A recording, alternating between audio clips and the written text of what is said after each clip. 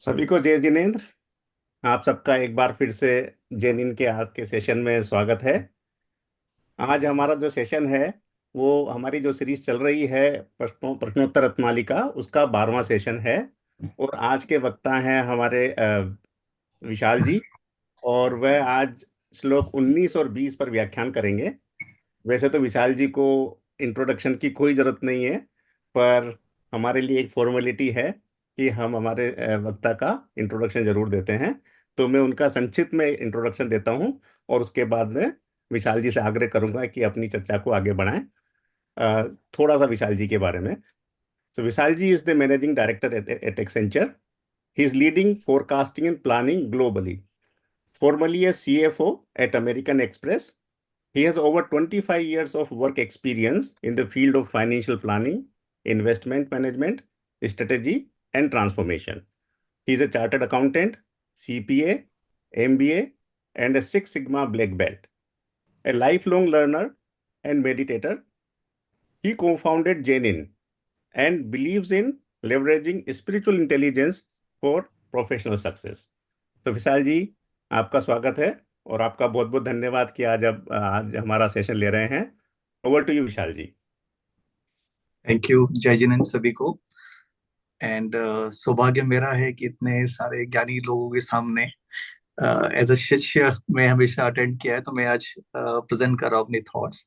So I will do my best.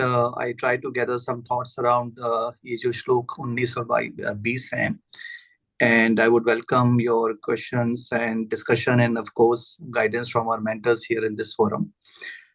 So मैं अपना slides share करता हूँ on other screen. Just let me know. I should be able to see it.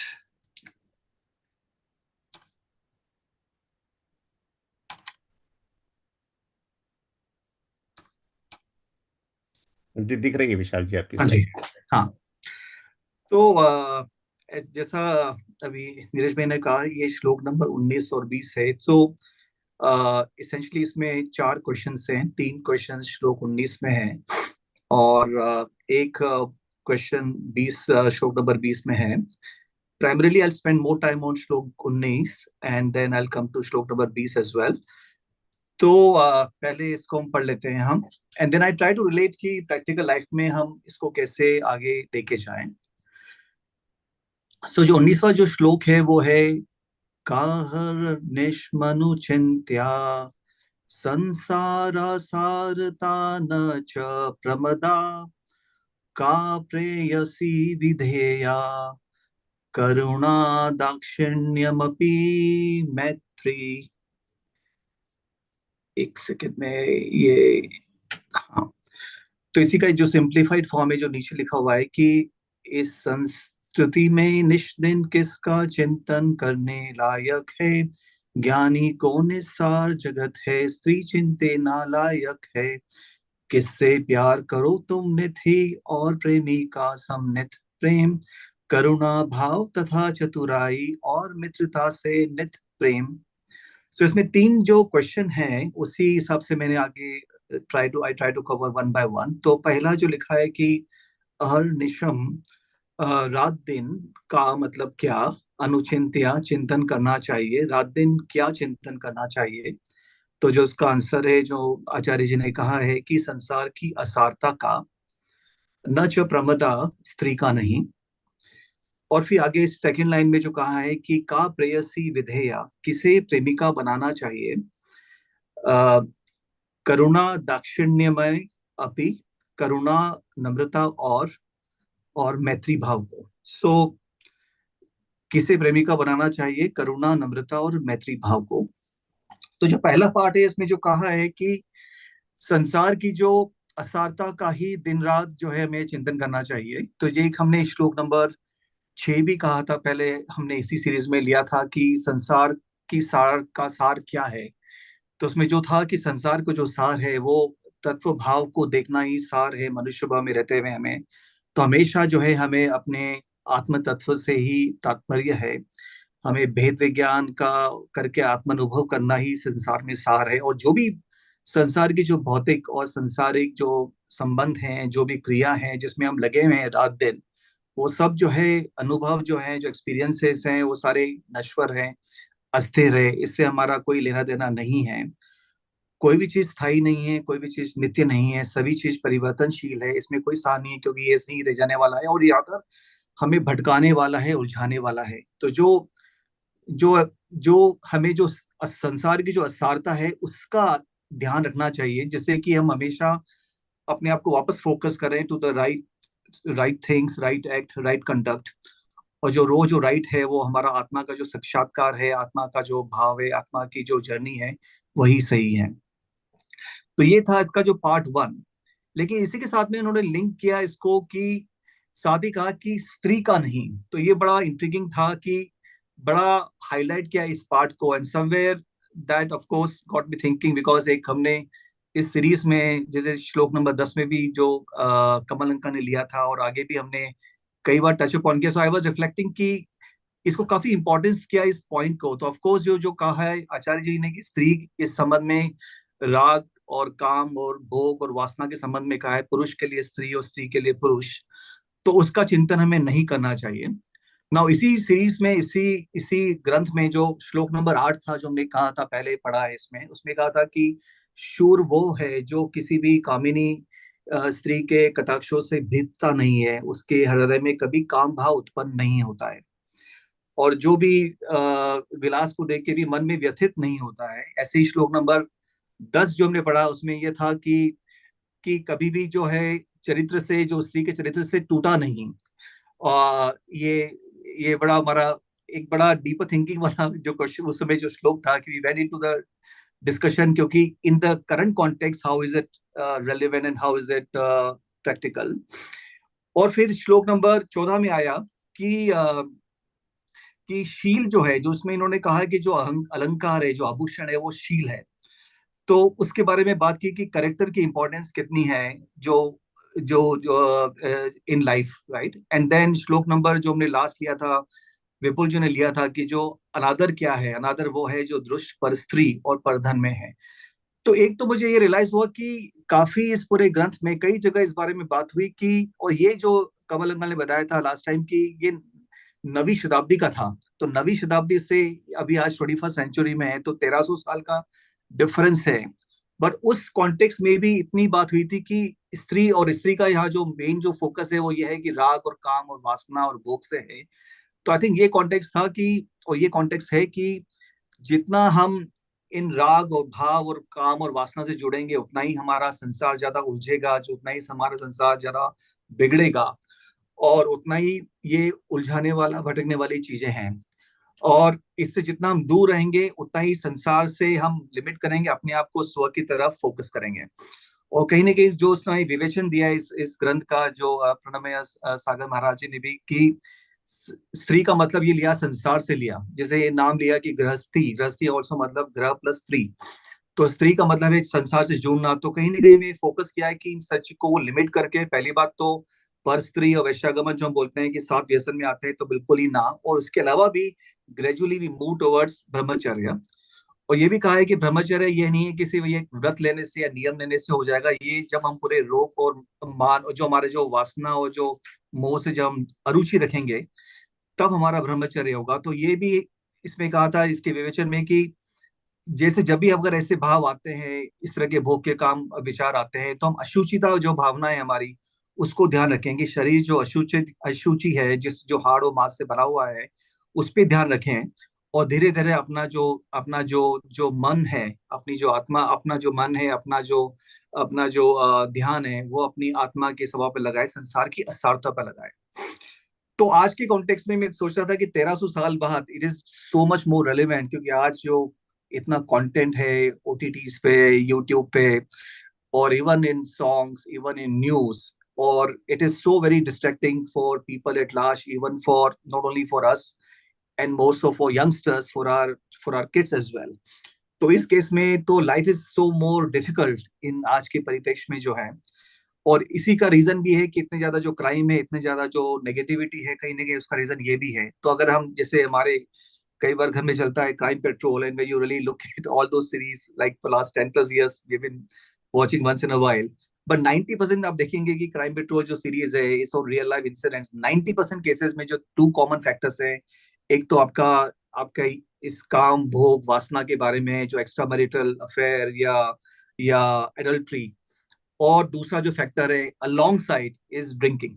तो दो जो कारण है सबसे ज्यादा जो रेलिवेंट है और सबसे ज्यादा प्रेवलेंट है, वो ये चल रहे हैं। तो टेक अवे और call to action for us is that कि हम अपने आप को कैसे अवॉइड करें इन डिस्ट्रैक्शंस में उलझने से, कैसे हम अपने आप को अपने आपस में फोकस करें, number one.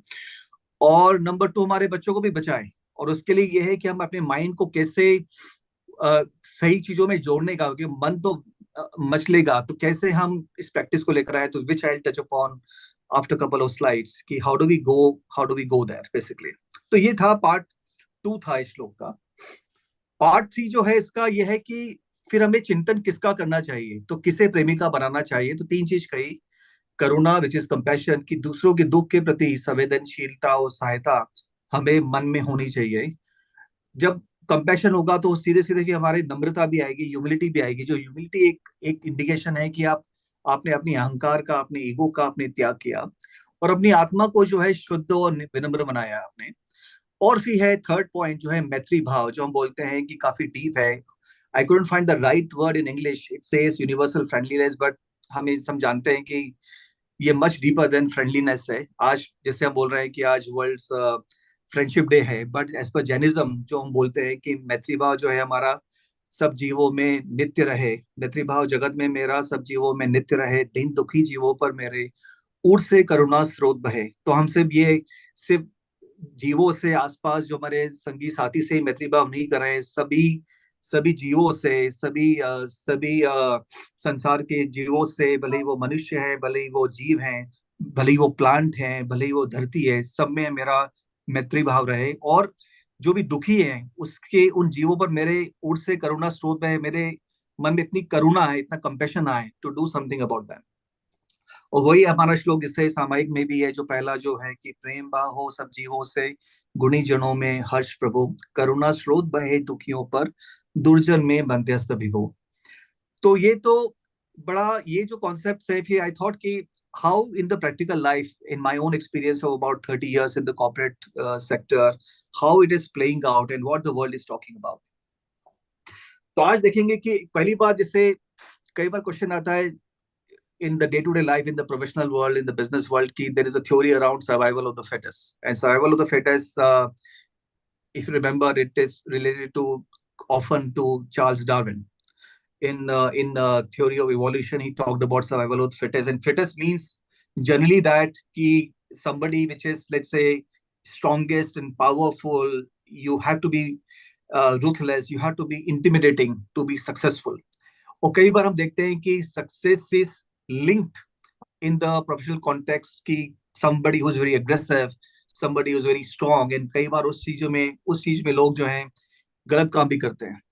On the other hand there is survival of the kindness, and इसी में interestingly Darwin only, in fact his theory is like a misconstrued, and there is a BBC video which I just pasted a link here कि why our understanding of survival of fittest is wrong. That's a BBC video about Charles Darwin, and Charles Darwin only said in The Descent of Man in his book, उसमें chapter 2, 4 और 6 में कि the species that will be moved up in the evolutionary ladder most efficiently and effectively are the species that have the highest number of its members as sympathetic to one another.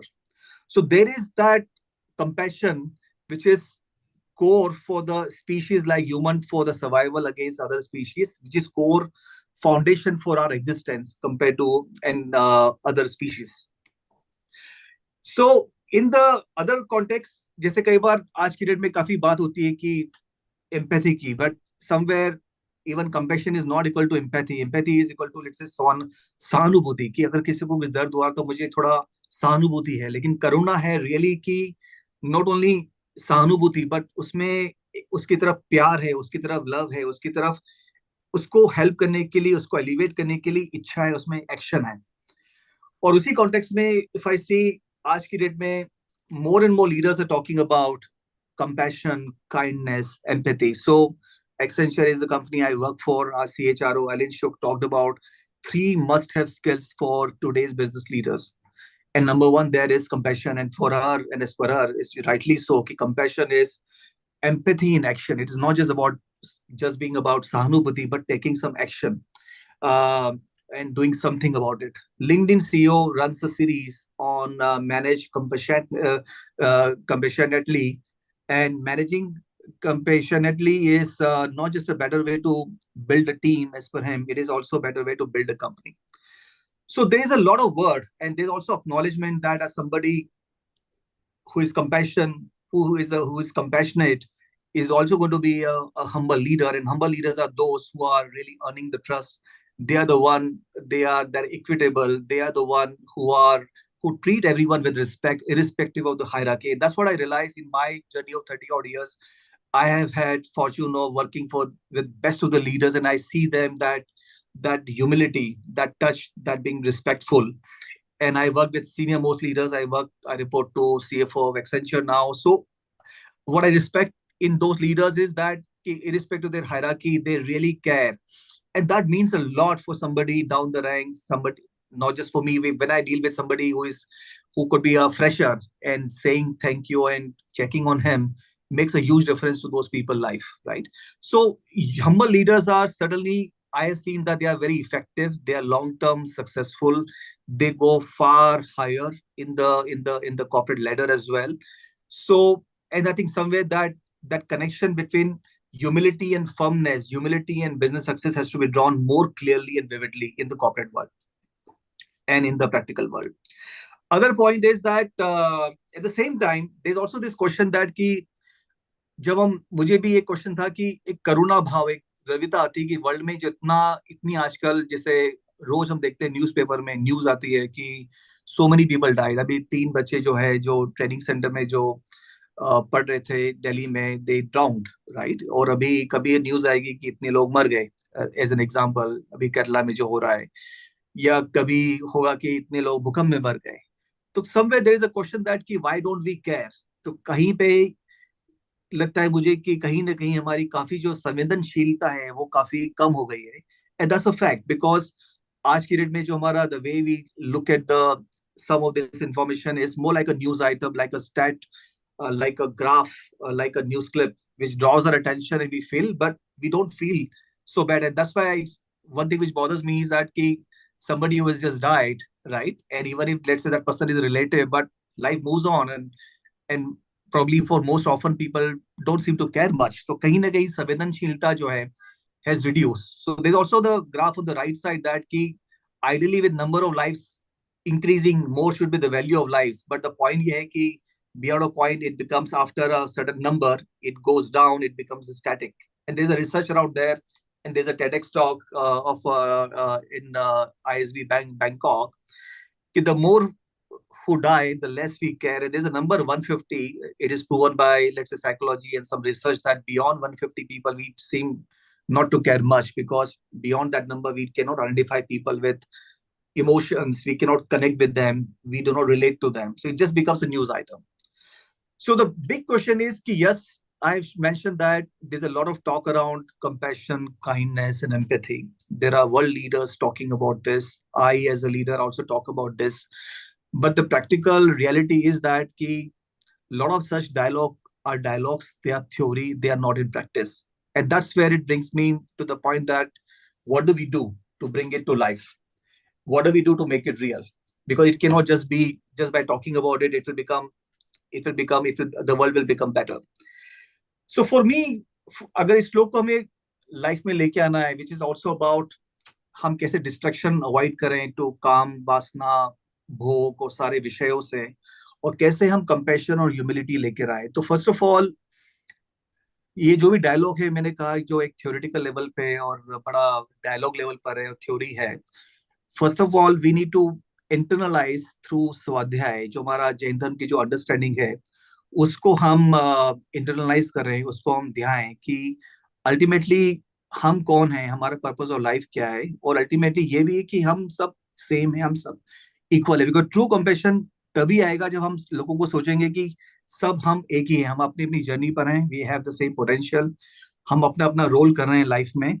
I may be playing a role of a managing director, somebody may be playing a role of a CEO, somebody may be playing of a role of a an analyst or a plumber, but that doesn't mean that कि वो person वो I should look down upon that person and I should treat somebody senior to me differently. तो true compassion हमारा और true humility और नम्रता और हमारी करुणा भाव तब आएगी जब हम हर जीव को एक सोचेंगे कि हम सब एक हैं, हम सब इक्वल हैं, हम सब उसी पेडेस्टल पे हैं, हम अपनी अपनी जर्नी पर हैं। और जब हम जैन धर्म कहाँ पढ़ते हैं, हम सात तत्वों की बात करते हैं, हम अपना ये अपने जितना भी हमने जैनिन सीरीज में किया हुआ है, that is got me better understanding, at least better than what it was before, at least to appreciate people differently, to see them in a different lens, and probably that will bring real compassion and humility in day to day life. So that's my one takeaway, that कि ये जो स्वाध्याय है, जो मैं हमारी जो understanding है, that is very critical core foundation for us to bring it to action, otherwise ये सिर्फ थ्योरी रहेगी। And on practice, I think on the point around how do we avoid distraction, I think I am firmly a believer in be binary। और कहीं ना कहीं मैंने ये भी देखा है कि नियम की पावर जो है कि before you get into a wrong thing, when you take a नियम, अगर आप नियम ले लेते हैं तो एक तरह से अपने आप को कंट्रोल करता है। तो अगर आपने नियम ले लिया कि मुझे इतने घंटे ही टीवी देखना है, सपोज करो मूवी देखना है एक हफ्ते में, तो कहीं ना कहीं आपने कंट्रोल किया, बिकॉज मन तो भागेगा। तो मन को जोड़ने के लिए किसी और अच्छी चीज से हम जुड़े, जैसे अभी आजकल मेरा चल रहा है परमागम का कोर्स, हो very every day morning when I go to मंदिर और so, that is become like a daily routine. तो नॉर्मल डे में भी काफी टाइम मिलता है जब हम कुछ चीज देखते हैं, कुछ चीज पढ़ते हैं, तो अगर उस समय हमारे पास सही चीज है पढ़ने के लिए, सुनने के लिए, आजकल इतने कंटेंट है यूट्यूब पे, otherwise that will avoid distraction. And having that power, binary mindset की no means no, that will help us to be avoiding the distraction in life. और जितना हम इन चीजों से दूर रहेंगे उतना ही अपने मन को पवित्र रखेंगे। तो ये जो भी हमारा डिजिटल कंटेंट है, जितना हम उसको लिमिट करें as much as possible, that will really help us to be more focused towards our internal journey. Second, जो मैंने कहा है कि about compassion and humility, I believe कि we have to get real in life in terms of really, जैसे for example, go in trenches. What I meant here is कि, and in fact, I wrote a blog that going for a walk, how about a slum? जो मेरा जो routine है आज की date में कई सालों से है कि एक बादशाहपुर में मंदिर है, रास्ते में स्लम आता है, तो एवरी डे एक touch of humility, touch to the reality of the ground is very critical to remind oneself कि यार हम कितने इंटाइटल्ड हैं, हम कितने हम कितने ब्लेस्ड हैं, और कितनी वर्ल्ड में पॉवर्टी है, कितनी वर्ल्ड में दुख है। तो एक वो daily touch is very very critical. नहीं तो ये बड़ा थ्योरेटिकल रह जाता है, ये मेरे अंडरस्टैंडिंग है, ये मेरा रियलाइजेशन है। तो कहीं ना कहीं अपनी लाइफ में हम जो नियम लेकर आए, कहीं ना कहीं लाइफ में रूटीन लेकर आए, कहीं ना कहीं लाइफ में हम ज्यादा लोगों से मिले और देखें उनके उनकी लाइफ में, we step into their shoes, उनकी लाइफ को रिलेट करें, तो ज्यादा हमें मालूम पड़ेगा, हमारे में ज्यादा करुणा आएगी, ज्यादा कंपैशन आएगा, ज्यादा ह्यूमिलिटी आएगी, ज्यादा मैत्री भाव डेवलप होगा। And that links to the point around कि feed your mind daily with positivity and with gratitude. हम तो जो जैसे जैनिज्म में बात करते हैं कि the world is one family, वसुधैव कुटुंबकम जो हम बात करते हैं, या परस्पर ग्रहो जीवनाम, कि we treat everyone as all forms of life are interdependent, तो we all are world, we all are one family। तो जो मैत्री भाव है, that is that is like embedded in the core philosophy of Jainism। तो जब हम इसको ज्यादा पढ़ेंगे, ज्यादा समझेंगे, ज्यादा इसको प्रैक्टिस में लेके आएंगे, I think we will truly develop compassion and humility। And from my own experience in my own journey as someone who started from a remote town in Ratlam to where I am, it has been a journey also somewhere where these values really helped me a lot.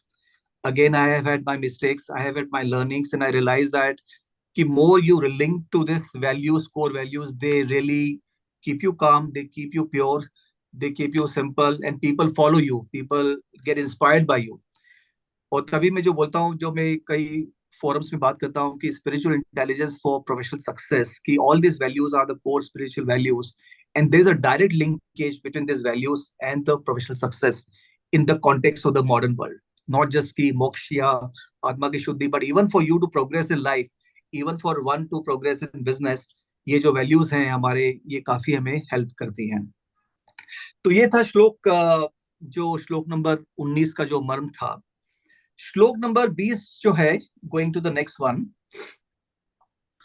मैं एक बार पढ़ता हूं and then I just come to some bit of my own perspective in the next slide.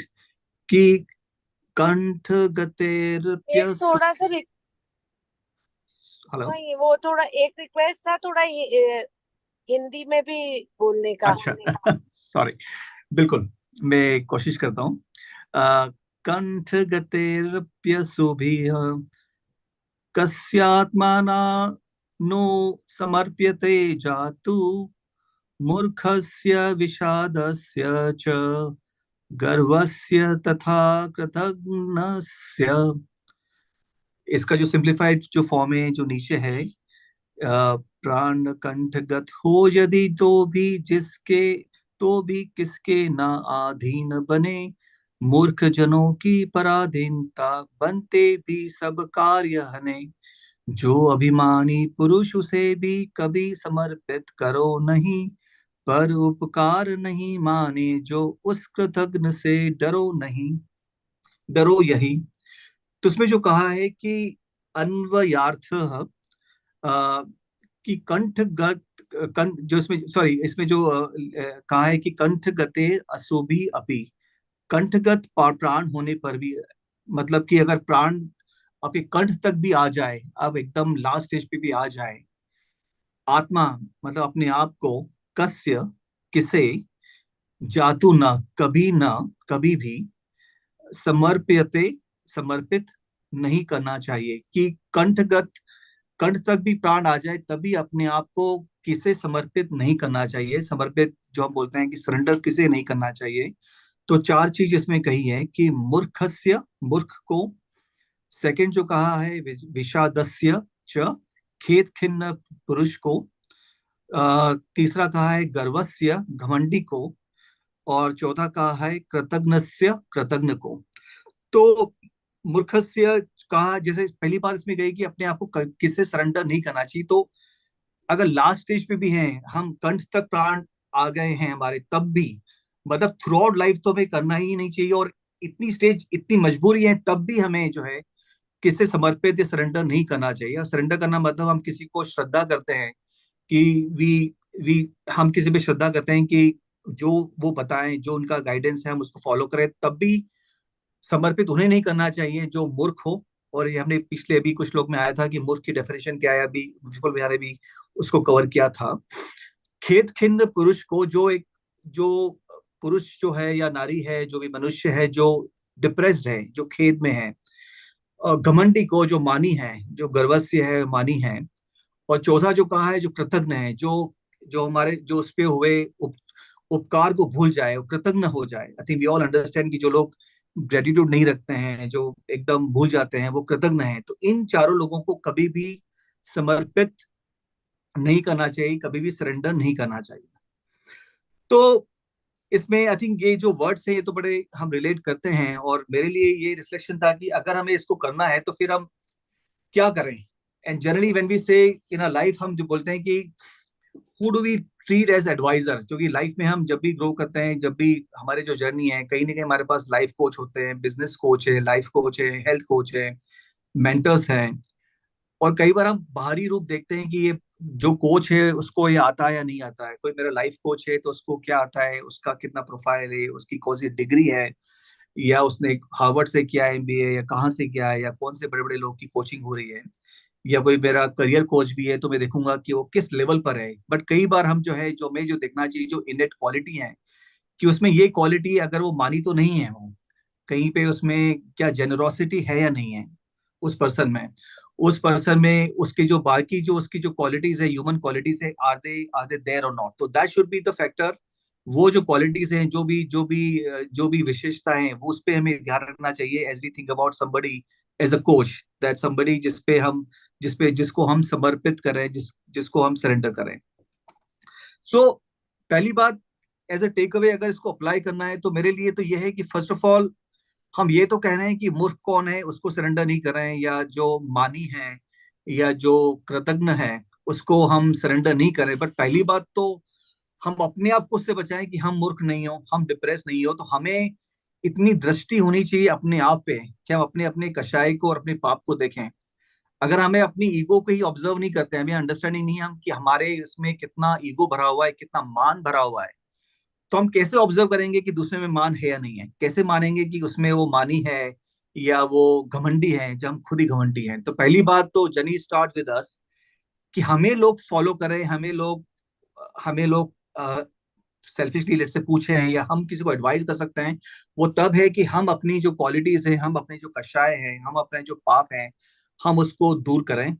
और हम understanding लेकर आए कि लाइफ में जो राइट पाथ क्या है, और हमारा जो जीवन का जो उद्देश्य है वो क्या है, वो क्या हमें क्वालिटीज है, और उसके लिए जो मार्ग है वो तुम्हें पता ही है कि वही है कि जो हमारा जो धर्म का मार्ग है, जिसको हम प्रैक्टिकल लाइफ में जितना लेकर आएंगे, जितनी इसको प्रैक्टिस करेंगे, उतना ही ये क्वालिटीज हमारे पास आएगी। और जब हम क्वालिटीज लेकर आएंगे तब यह है कि तब हम बाहरी चीजों से स्वे नहीं होंगे कि वो पर्सन की डिग्री क्या है, क्वालिफिकेशन क्या है, पोजीशन क्या है। हम जिस पर्सन को फॉलो करेंगे, जिस पर्सन की हम एडवाइस मानेंगे, जिस पर्सन के पास रीच आउट करेंगे, आर दोज पीपल, वो लोग होंगे जो सही में, जिनकी जो कोर वैल्यूज हैं वो मानी नहीं है, कृतज्ञ नहीं है, वो कंपैशनेट हैं, उनमें ह्यूमिलिटी है, नम्रता है, मैत्री भाव है। बिकॉज वही आपका भला कर सकता है। अगर कोई मूर्ख होगा, अगर आप उसके पास जाओगे तो वो आपका बेड़ा गर्क ही करेगा, आपको गलत जगह पे लेके जाएगा। And I also realized that, for example, I had taken an advice from somebody some time back or so, and that person was quite in a different state that time, so he advised me in a certain way, and I realized that कि जो उसकी जो advice थी, जो उसका जो सुझाव था मेरे लिए, वो उस कॉन्टेक्स्ट में था जब that person was himself was going through a different phase in the company. अब वो चेंज हुआ, that person is in a very different zone now, so now his advice to me would have been very very different. तो ये जरूर important है कि हम किसी से, जब भी हम बोलते हैं कि किसी से हम पूछते हैं, एडवाइस लेते हैं, गाइडेंस लेते हैं, मेंटरशिप लेते हैं, तो पहली बार आप देखें कि उस पर्सन की खुद की स्टेज क्या है, उस पर्सन को हम कितना रिस्पेक्ट करते हैं deeply for the core values, बाहर की चीजों से नहीं। एंड देन हम उस पर सरेंडर करें, उसकी एडवाइस को माने, और अपना ऑफ कोर्स अपना विवेक उस पर रखें, और तब सही बात को और सही चीज को फॉलो करें। और of course other point, the last point here is कि हमेशा एक always have a good company. As हम बोलते हैं कि you are the sum of 5 people you spend the most time with. तो जो 5 लोग हैं हमारे जीवन में, वो अगर लोग अच्छे होंगे, अगर वो लोग अच्छे एडवाइजर्स हैं, अच्छे, जिन पे हम समर्पित कर सकते हैं, जिनकी हम बात मान सकते हैं, जो हमें इन्फ्लुएंस करते हैं, अगर वो अच्छी कंपनी होगी तो हम अच्छे पाथ पे रहेंगे। और अगर वो अच्छी कंपनी नहीं होगी, अगर हम सोशलाइज कर रहे हैं और लोगों से अलग अलग तरह से बातें करें तो विश्व में उलझेंगे, तो of course we know the outcome, कि हमारी लाइफ का आउटकम है, हमारी लाइफ, हमारा जीवन जो है व्यर्थ ही होगा, असार ही रहेगा, वो सही दिशा में नहीं जाएगा। तो ये मेरा रिफ्लेक्शन है इन दोनों श्लोक का। अब मैं अपने आपको यहीं विराम देता हूँ और रिक्वेस्ट करता हूँ नीरज भाई आपको एंड हमारे मेंटर्स को to get their guidance. Thank you. धन्यवाद विशाल जी, आप अपनी स्क्रीन अनशेयर कर सकते हैं। Thank you very much. सबसे पहले तो विशाल जी, जैसा आपसे अपेक्षित था, आपने उसी तरीके से इन दोनों श्लोकों का व्याख्यान किया और इतने सारे अच्छे तथ्य हमारे सामने रखे, और ये भी समझाया कि हम इन श्लोकों को किस तरह से अपनी पर्सनल और प्रोफेशनल लाइफ में अप्लाई कर सकते हैं। और इस दौरान आपने जिस तरह से बात बताई, इससे समझ में आता है कि हमें हमारे विचार कैसे होने चाहिए, किस तरह में सोचना चाहिए, किस तरह हमें अपना जीवन आगे बढ़ाना चाहिए। तो उसके लिए बहुत बहुत धन्यवाद, और आपसे बिल्कुल यही आशा थी, जैसा कि हम सब श्रोता आपसे सुनना चाहते हैं। तो मैं इस चर्चा को आगे बढ़ाते हुए मैं हमारे मेंटोर कमल अंकल से सबसे पहले मैं आग्रह करूंगा कि अंकल आप अपने विचार रखें और हम सबका ज्ञानवर्धन करें।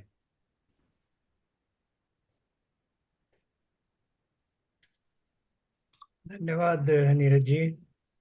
आ, मैं पहले तो इस चश्मे के लिए माफ़ी मांगना चाहता हूँ। मेरी आंख में थोड़ी तकलीफ है तो ग्लेयर लग रहा था, तो इसलिए मैंने ये धूप का चश्मा लगा लिया। आ, और विशाल की प्रस्तुति सुनी और मुझे बहुत खुशी हो रही है कि ये हमारी जो सीरीज है ये अब इस स्तर पे पहुंच गई है कि जो श्लोक का अर्थ है, उसकी व्याख्या है, उसके लिए दृष्टांत हैं, वो तो होते ही हैं, लेकिन इतना गहन चिंतन अब होने लगा है कि हम हमारा जिससे कि हमारा पूरा परिदृश्य है, जो हमारी दृष्टि है, उस पर वो बदल सकती है और हम सोचने के लिए मजबूर होते हैं। तो बहुत ही सुंदर उनकी प्रस्तुति रही। और उन्होंने जिस तरह से इन दो श्लोकों को, जो अब तक हम इसके प्रश्नोत्तर रत्न मालिका के 19-20 श्लोक, 20 श्लोक अब तक पढ़ चुके हैं, उनसे जैसे जोड़ा, और जिस तरह का तारतम्य और जिस तरह की निरंतरता उन्होंने स्थापित की, वो वाकई बहुत ही विलक्षण थी।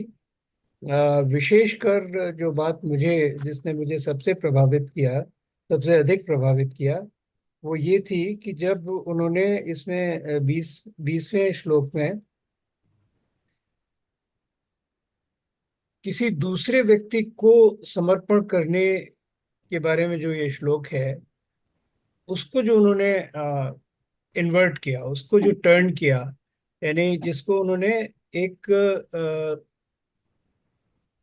इंट्रोस्पेक्शन से जोड़ा कि पहले कि हम सबसे अधिक समर्पण किसको करते हैं? दूसरे व्यक्ति को उतना समर्पण हम नहीं करते जितना कि हम अपने आप को समर्पण कर देते हैं। अपने आप का मतलब यहाँ पर मैं आत्मस्वरूप की बात नहीं कर रहा हूँ, मैं ये कह रहा हूँ कि हम अपने पैशंस के सामने हम सरेंडर कर देते हैं, अपने अर्जेस के सामने सरेंडर कर देते हैं। तो वो भी तो एक समर्पण है, जिसको जैसे कि 4 संज्ञाओं का उल्लेख किया जाता है कि आहार, भय,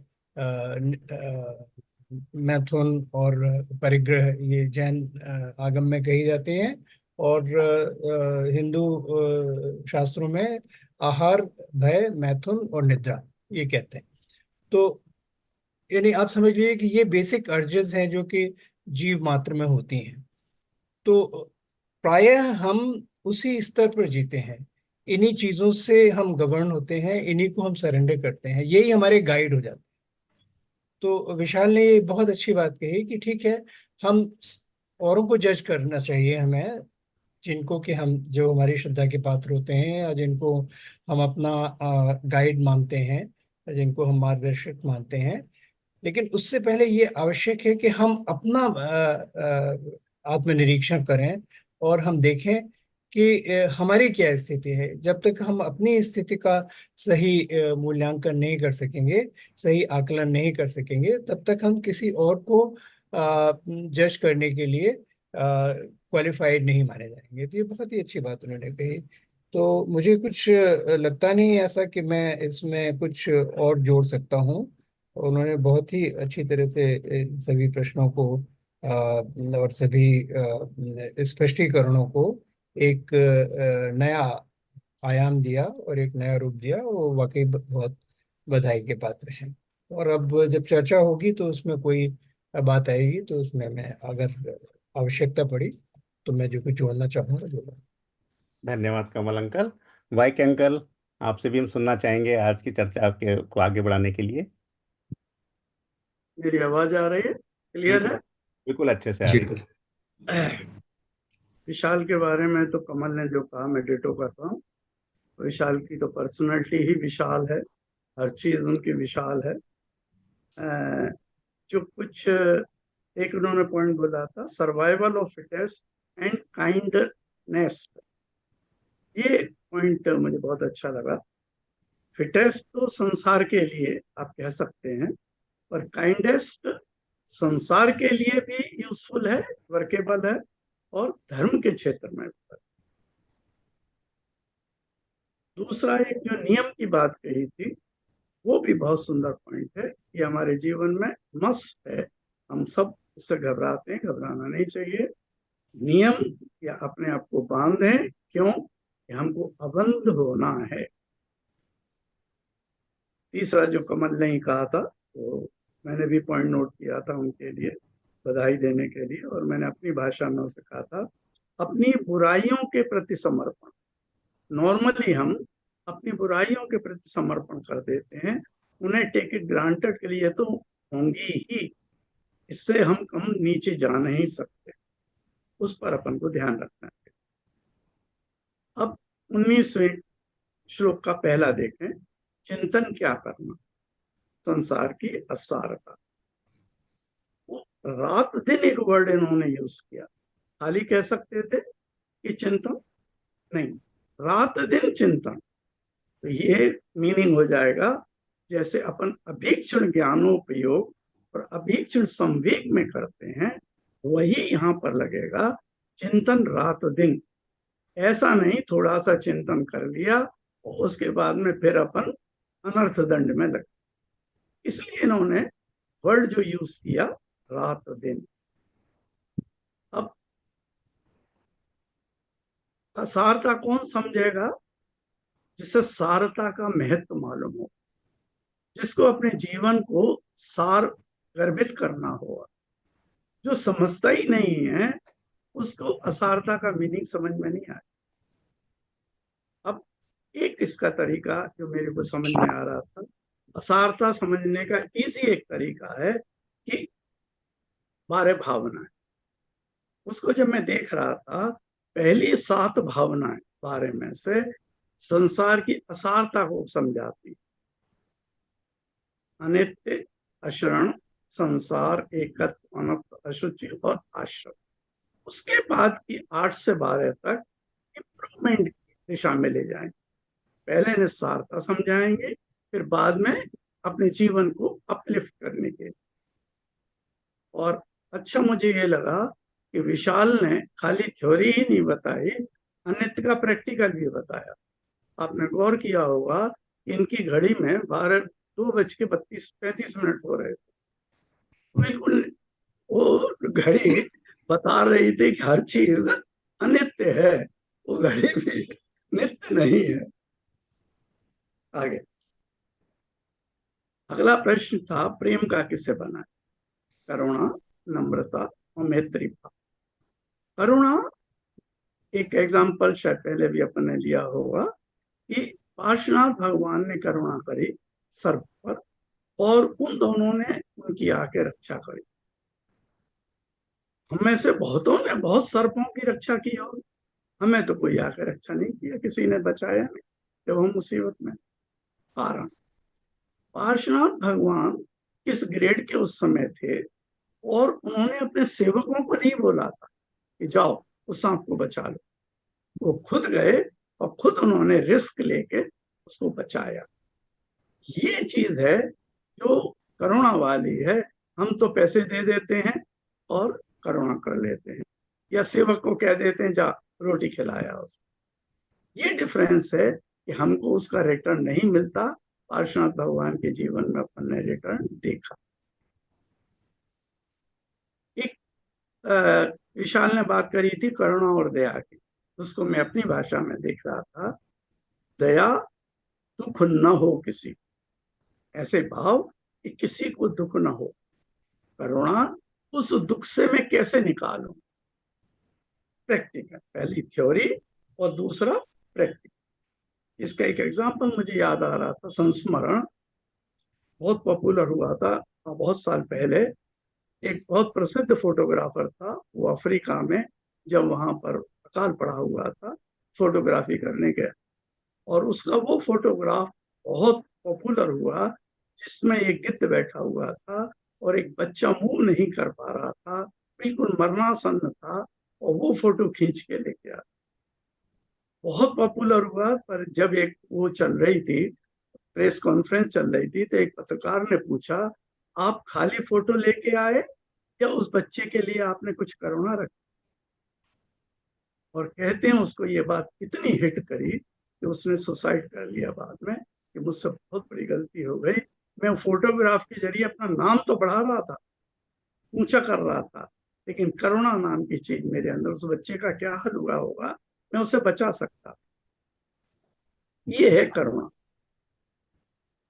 इसमें एक पॉइंट आता है कि कोई भी जीव दुखी क्यों है, तो हम बड़ा सीधे से कह देते हैं, कर्मोदय से दुखी, पाप के उदय से दुखी है।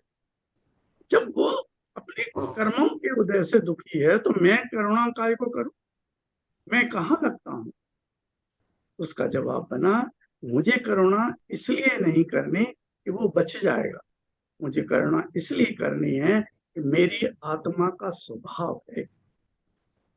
वो बचेगा नहीं बचेगा मुझे नहीं पता, पर मेरी आत्मा बचे उसके लिए मुझे करुणा कर। अगला पॉइंट था नम्रता।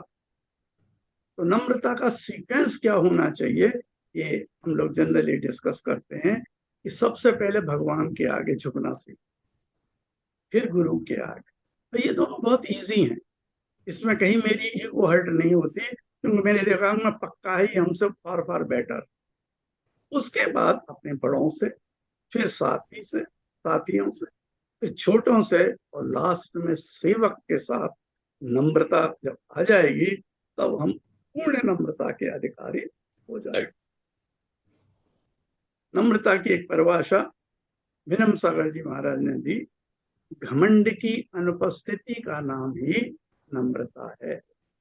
जब तक घमंड रहेगा आपके अंदर नम्रता आ नहीं सकती। आचार्य वैयावृत्ति के बारे में कहते हैं, इसको अंतरंग तप में क्यों दिया गया। फिर उन्होंने कहा कितनी तरह का होता है, मानसिक, वाचनिक और शारीरिक, जिसमें मानसिक सबसे कठिन, वाचनिक से कम और सबसे सरल होता है शारीरिक।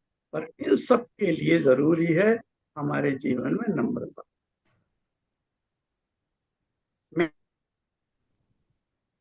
मैत्री में अगर हम बंध गए तो वो मोह में परिवर्तित हो जाता, जबकि मैत्री को अबंध करने के लिए, और जब हम अबंध होंगे तब भगवान की प्रार्थना बन जाएगी वो, और एक दिन हम खुद भगवान बन जाएंगे। श्लोक 20, किसे समर्पण नहीं, मूर्ख, खेदहीन, घमंडी और कृतज्ञ को। तो पहले मैं देख रहा था मूर्ख की परिभाषा बहुत सारी बनेंगी, तो पॉइंट अपन देखें। बार बार गलती करे। दूसरा एग्जाम्पल बड़ा प्रचलित आता है कि राजा ने दोस्ती कर ली और वो उसको पंखा जलता था, और मक्खी जब बार बार नहीं आई उसने तलवार उठाई, उसकी नाक काट दी, कट गई। वो उसने एक तरह से उसे समर्पण करा, उसे अपना बॉडी बना के बैठा दिया, मेरी सेफ्टी थी। एक पॉइंट जी हमेशा कहा करते थे, समर्पण के से ही कनेक्टेड है, वक्ता की प्रामाणिकता देखकर ही उसकी सीख लें, उसे समर्पण करें। प्रामाणिकता अगर नहीं है तो आपको सीख नहीं लेनी चाहिए। ये तीनों चीज पत्थर की नाव हैं, ऐसे लोग जो खुद तो डूबते ही हैं और हमको भी साथ में लेके डुबोते। लास्ट आइटम मैं सोच रहा था, घमंडी को क्यों नहीं समर्पण करना। घमंडी को समर्पण करने से उसका घमंड और बढ़ेगा और तुम्हें क्षमा करेगा नहीं, तुमको इरिटेशन जरूर दे देगा। इसीलिए क्षमा सागर जी महाराज कहा करते थे कि अगर तुम्हें मालूम है सामने वाला बहुत घमंडी है तो उससे तो क्षमा भी मत मांगो, उसे क्षमा कर लो, क्षमा भाव रखो, भगवान के सामने जाके उसे क्षमा के पूरे भाव बना लो, लेकिन उससे मत मांगना। उससे मांगोगे तो उसका नुकसान होगा, तुम्हारा तो भला हो गया लेकिन उसका नुकसान हो जाएगा, और जिसके निमित्त तुम बनो। जय जिनेन्द्र। धन्यवाद अंकल, आपने बहुत सारे और अच्छे अच्छे पॉइंट ऐड किए और सबका ज्ञानवर्धन किया। शायद हमारे साथ ब्रह्मचारी डॉक्टर नीलेश भैया जी भी जुड़े हुए हैं। भैया जी, आप अपना कुछ हमारे साथ आप अपनी जानकारी शेयर करना चाहेंगे तो आपका स्वागत है। भैया जी आप हैं तो वहाँ पे, तब तक जो भी हमारे श्रोता हैं, अगर क्या कोई, हाँ भैया जी, भैया जी आपकी बोलिए। आवाज़ में डिस्टर्बेंस आ रहा है। हाँ भैया जी। कैसे? जी जी, वंदना भैया जी। जी चाचा जी, सभी ने बहुत अच्छा कहा हुआ है, जी लेकिन जो आजकल मैं महसूस कर रहा हूँ वो ये महसूस कर रहा हूँ कि मुझे ना 24 घंटे दाता के भाव से भरा रहना चाहिए, कि मैं अपने आसपास में चीजें किस तरह से दे पाता हूँ, मन से क्या दे पाता हूँ, वचन से क्या दे पाता हूँ, और कर्मणा क्या दे पाता हूँ। दाता होने का एक अर्थ तो ये होता है कि मुझे वस्तुओं के स्वामित्व का पता चलता है कि मैं मैं वस्तुओं का स्वामी हूं अथवा वस्तुएं मेरी स्वामी हैं। तो इसी प्रसंग में मैंने ये कहा कि मैं चाहूंगा कि अगले 1-2 दिन तक सभी लोग 24 घंटे दाता के भाव से भरे रहें, तो आप एक नए तरह के जीवन को अनुभव करेंगे, जहां पर विनम्रता का प्रसंग है या और भी अन्य प्रसंगों में। हालांकि मैं यही कहना चाहूंगा कि आप दातापन का भोग करें 24 घंटे। और इस संबंध में कुछ कहने को है नहीं, क्योंकि वरिष्ठ जनों ने बहुत कुछ कह दिया है। तो दाता बनने का मतलब क्या हुआ भैया जी, थोड़ा सा उसका विस्तार में बताएं थोड़ा सा। आप अपने आसपास 24 घंटे, चाचा जैसे आप हैं नीरज जी, हाँ। तो आप 24 घंटे में कितना दे पाते हैं दूसरों को? जी। यूनिवर्स को क्या दे पा रहे हैं आप अपनी ओर से? इस सृष्टि में ऐसा क्या दे रहे हैं कि जो बेहतर कुछ उत्पादन हो? तो जब आप अपना बेस्ट देंगे तो इसका अर्थ होगा कि पहले आपको बेस्ट बनना पड़ेगा। और जी। आप कोई भी श्रेष्ठ दान के लिए जरूरी है ना कि आपके पास श्रेष्ठ हो, तो पहले तभी तो श्रेष्ठ का दान करें आप। सही अब बात। श्रेष्ठ वचन का दान करने के लिए आपको चाहिए कि ऐसे सुंदर वचन का कौशल हो आपके पास में। यूनिवर्स में जब आप श्रेष्ठ विचारों का दान करेंगे तो आपके पास श्रेष्ठ होना चाहिए तभी विचार। आप ऐसे व्यवहार का चयन करेंगे जो श्रेष्ठतम हो, तो इसके लिए आपको खुद पहले श्रेष्ठ होना पड़ेगा। तो मैं चाहूंगा कि सभी जो है ना श्रेष्ठ दाता की भूमिका में बने। 2-4 दिन आप करके देखेंगे तो आप कुछ नया फील करेंगे, जो आजकल मैं फील कर रहा हूं। हालांकि इस संबंध में मैं यही कहना चाहूंगा, बाकी सब लोगों ने बहुत कुछ कह दिया है। जी भैया जी ने बहुत बढ़िया बात कही आपने। ये बहुत सोचने वाली बात है, और ऐसा आपका जो सुझाव है वो कोशिश करेंगे कि कर पाए हम। बहुत बहुत धन्यवाद भैया जी। और एक प्रश्न आया हुआ है शोभित जी का। कैन एनीवन प्लीज एक्सप्लेन खेद, खिन्न एंड कृतघ्न, ये 3 शब्द हिंदी के उन्होंने लिखे हैं यहाँ पे। और वो जानना चाहते हैं कि इनको, इनके थोड़ा सा इनका विस्तार में इनका अर्थ बताएं या इनके बारे में बताएं।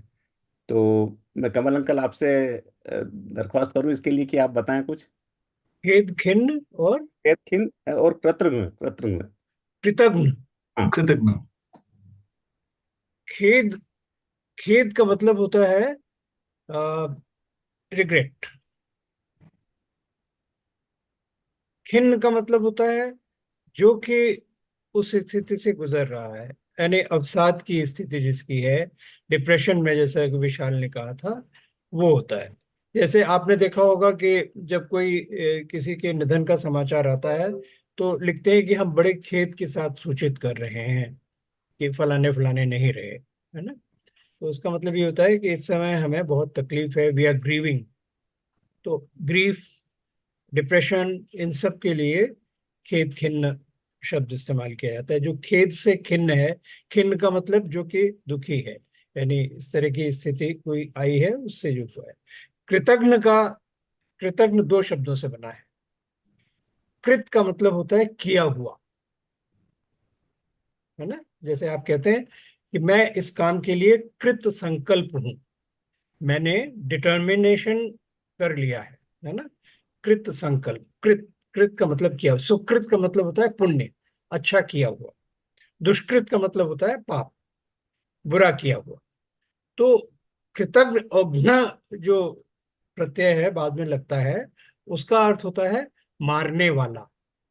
जैसे शत्रुघ्न जो अपने शत्रुओं का संहार करे। हाँ, तो कृतज्ञ का मतलब हुआ जो अपने ऊपर किए गए एहसान को स्वीकार न करे, उसको मार दे, यानी अनग्रेटफुल। ये कृतज्ञ का मतलब। जी अंकल, बहुत अच्छे समझाया आपने। इतना कभी सोचा एक नहीं बात था। मैं ऐड करना चाहूंगा। जी। जो विशाल ने कहा, जिसमें मैं तब से सोच में पड़ा हुआ था, अब मुझे थोड़ा थोड़ा समझ में आ रहा है। मुझे सुरंग के छोर पर कुछ थोड़ी सी रोशनी नजर आने लगी है। इन्होंने ये कहा था ना कि कंपैशन की लिमिट क्या है, कहाँ तक हमारा कंपैशन काम करता है। उसमें एक आंकड़ा भी था 150 का, कि अगर किसी दुर्घटना में, किसी विपत्ति में, किसी प्राकृतिक आपदा में मरने वालों की संख्या 150 से ऊपर पहुंच जाती है, तो तब फिर वो सिर्फ एक संख्या रह जाती है। जैसे हम कहते हैं ना कि जो एस्ट्रोनॉमिकल फिगर्स होती हैं उनको हम कॉम्प्रिहेंड भी नहीं कर सकते, है ना। कि कोई कहने लगे कि इतने ट्रिलियन है, तो क्या है इतना ट्रिलियन, ट्रिलियन हुज बॉदर्ड, कोई फर्क नहीं पड़ता। ट्रिलियन हो कि बिलियन हो, उससे हमें अंतर नहीं पड़ता। तो हम क्यों नहीं कुछ करते? हमारा कंपैशन हमें बाध्य क्यों नहीं करता कि हम कुछ करें, कि वायनाड में जो अभी भीषण विपत्ति आई है उसके लिए हम क्यों नहीं कुछ करते? या अगर और हम पहले जाएं, या इस समय भी जो गाजा में हो रहा है, उसके लिए हम क्यों नहीं करते? तो उसमें एक तो मेरा जिस निष्कर्ष में ये पहुंचा हूँ, कि कुछ स्थितियां ऐसी होती हैं, कुछ कुछ दुखद स्थितियां ऐसी होती हैं कि जिनमें एक साधारण मनुष्य की जो क्षमता की सीमा है उसके बाहर होता है, वो उस पर कुछ नहीं कर सकता। तो फिर क्या करना चाहिए? कुछ नहीं करना चाहिए? नहीं, कुछ नहीं। ये इसका निष्कर्ष नहीं निकलता। निष्कर्ष से ये निकलता है कि हमारे सर्कल में हम उस क्षेत्र में जहाँ की हम कुछ कर सकते हैं, वहां जो करने के अवसर आए उसमें हमें आगे आना चाहिए। अब जैसे कि अभी कोविड का प्रकोप हुआ था, तो बहुत बड़ी महामारी थी, वैश्विक स्तर की महामारी थी। तो उसमें हम वैश्विक स्तर पर कुछ नहीं कर सकते थे, लेकिन अपने आसपास में हम कुछ कर सकते थे। जैसे किसी ऑक्सीजन की जब बहुत कमी थी, तो हम सिलेंडर लोगों को पहुंचा सकते थे, या और जो लोग उसके आपदाग्रस्त थे, तो तमाम लोग थे ऐसे जो कि अनऑर्गेनाइज सेक्टर के छोटे मोटे उद्यमी या छोटे मोटे वर्कर्स जो कि बिल्कुल बेरोजगार हो गए थे, तो उनकी हम मदद कर सकते थे। कुछ लोगों ने की, अधिकांश लोगों ने नहीं की। तो वो यानी हमें देखना चाहिए कि हम कितना कर सकते हैं, हमारी क्षमता क्या है, उस क्षमता का हमें पूर्ण उपयोग करना चाहिए। और तभी तभी इसमें हमारे कई उसमें 16 कारण भावनाओं में हमने जब उसका श्रृंखला की थी, विचार श्रृंखला की थी, तब ये बात आई थी शक्ति तब। तो तो शक्ति के अनुसार तप कीजिए, शक्ति के अनुसार त्याग कीजिए, शक्ति के अनुसार हमें जो भी कुछ कर सकते हैं। तो उसमें ये नहीं है कि हमारी शक्ति की ये सीमा है। उसका अर्थ ये होता है, शक्तितः का अर्थ ये होता है कि जितनी शक्ति है उतना तो करना ही है ना। उसमें हमें अंडर एस्टिमेट नहीं करना है अपनी शक्ति को, कि हम क्या कर सकते हैं। हम कर सकते हैं जो हम कर सकते हैं, जितना हम कर सकते हैं उतना हम अवश्य ही अवश्य करें। ये इसका मैंने ये मुझे समझ में आया कि ये हमें करना चाहिए, ये हम कर सकते हैं। और इसमें थैंक यू वेरी। एक और महत्वपूर्ण बात यह है कि मित्र को सामान्य भाषा में भी आत्मीय कहते हैं। आत्मीय का मतलब जो हमारे जैसा है, यानी उसमें उसका आधार क्या है, उसकी जो दार्शनिक आधार उसका ये है कि जीव मात्र को जब हम अपने जैसा मानते हैं, तभी हम सर्वभूत के प्रति, सभी जीवों के प्रति मैत्री भावना अपना सकते हैं, क्योंकि वो फिर आत्मीयता की श्रेणी में आ जाती है। कि हम अगर जीव को, हर एक जीव को आत्मीय मानेंगे, तो फिर सच्ची मैत्री होगी। ये मैं विजय के पूछना साथ अंकल चाहूंगा। कुछ कहना चाह रहे थे। हाँ, विजय हाँ, अंकल। एक तो विशाल ने जब रतलाम का उल्लेख किया तो मुझे अपना बचपन याद आ गया कि हम लोग जावरा में रहते थे। बहुत पास में है, 1 घंटे की हाँ बस हाँ की जर्नी है। हाँ। और जावरा में मेरे पिताजी 22 साल रहे, तो रतलाम जो था वो हमारे दिमाग में बहुत बड़ी चीज़ थी, क्योंकि जावरा शहर छोटा शहर था और रतलाम बड़ा था। और रतलाम का इतना प्रभाव था कि जब मुगले आजम फिल्म रिलीज हुई तो हम जावरा से बस में बैठ के रतलाम गए फिल्म देखने के लिए। और खैर ये तो एक मजाकिया है। दूसरा, ये संख्या के बारे में जो संवेदनशीलता है, उसी संदर्भ में एक चीज मुझे याद आती है कि जो हमारे बजट पास होते हैं सरकार में, उसमें मान लीजिए कि 50,000 रुपये का बजट पास करवाना है, तो उसमें लोग भिड़े रहेंगे, 1 घंटे तक चर्चा करेंगे कि नहीं होना चाहिए, 50,000 बहुत ज़्यादा है। लेकिन अगर 5 करोड़ का बजट पास कराना हो तो सब हाँ बोल देंगे, कोई उसमें मीन मेक नहीं निकालेगा। तो जब संख्या बहुत बड़ी हो जाती है तो संवेदनशीलता उसकी चली जाती है। ये उसका एक और उदाहरण है। एक बड़ा इंटरेस्टिंग इंसिडेंट नरेट किया है लॉर्ड नॉर्थकोट पार्किंसन ने। उनकी एक मैनेजमेंट की एक पूरी सीरीज हुआ करती थी, आपने सुना होगा, इन लॉज आउट लॉज, इस तरह के कई सारे थे। तो उसमें एक ये भी है कि एक बहुत बड़ा प्रोजेक्ट था, शायद न्यूक्लियर पावर स्टेशन का या किसका। तो उसका डिस्कशन हो रहा था, तो उसमें किसी ने उस पर कोई आपत्ति नहीं की। जो भी फिगर सामने रखी गई वो पास हो गई। लेकिन उसमें एक साइकिल स्टैंड बनना था वर्कर्स के लिए। उसके ऊपर लोगों के बड़े यानी बड़े विचार थे सबके, एक दूसरे से बरखिलाफ, कि कैसा होना चाहिए, उसकी डिजाइन क्या होनी चाहिए, कितना उस पर खर्चा हो सकता है, कितना खर्चा नहीं होना चाहिए। तो वो that became the main point of discussion, and the rest of it was pass by acclamation without any discussion. तो ऐसा होता है, क्योंकि जो हमारी ग्राह्यता की सीमा है वो इसमें सामने आ जाती है कि हम उन फिगर्स का फिर हमारे लिए कोई अर्थ नहीं रह जाता। धन्यवाद विजय अंकल, धन्यवाद कमल अंकल। अगर हमारे जो श्रोता हैं, किसी का अगर कोई जिज्ञासा है या कोई प्रश्न है तो वो पूछ सकते हैं अनम्यूट करके। ये या मैं एक दो पॉइंट इसमें ऐड करना चाहता हूँ बंधु। हाँ जी भाई अंकल, बिल्कुल करिए प्लीज। ये कंपैशन के ऊपर जो बात हो रही थी, तो प्रश्न था कि उसकी लिमिट क्या रखी। तो धर्म में इसकी लिमिट रखी गई है 10 भव, और एग्जाम्पल दिया गया है पार्श्वनाथ भगवान। एक भव नहीं, 10 भव। ये धर्म की लिमिट है कि कंपैशन अपन कहाँ पे। दूसरी सीमा की जो बात हुई, तो उसमें एक गुरुजन ने कहा है कि मिट्टी की दीवार है तो सिर जरूर मारना, वरना वो पत्थर की बन जाएगी। और अगर वो पत्थर की बन चुकी है तो सिर मत मारना, वो तो टूटेगी नहीं, तुम्हारा सिर जरूर टूट जाएगा। ये दूसरी सीमा और सामर्थ्य की बात आ जाएगी। एक अभी कल शायद कल या परसों ये जो सरेंडर की बात आई थी, सरेंडर मीन्स हम उससे फिर गाइड बनाएंगे, उससे सलाह लेंगे। तो मैं, आपने भी देखा होगा, नहीं देखा तो इसे जरूर देखना, इसे बड़ा अच्छा मैसेज आ रहा है। 1500 मीटर की 2 हीट हुई थी ओलंपिक में, कल या परसों। 1500 मीटर की 2 हीट हुई, और मैं बड़ा क्लोजली ऑब्जर्व कर रहा था। एक में हो सकता है बाई चांस हो, पर दोनों में सेम फिनोमिना था कि जो रनर आधे डिस्टेंस तक सबसे आगे दौड़ा, वो एंड में सबसे पीछे रहा। वो क्या था?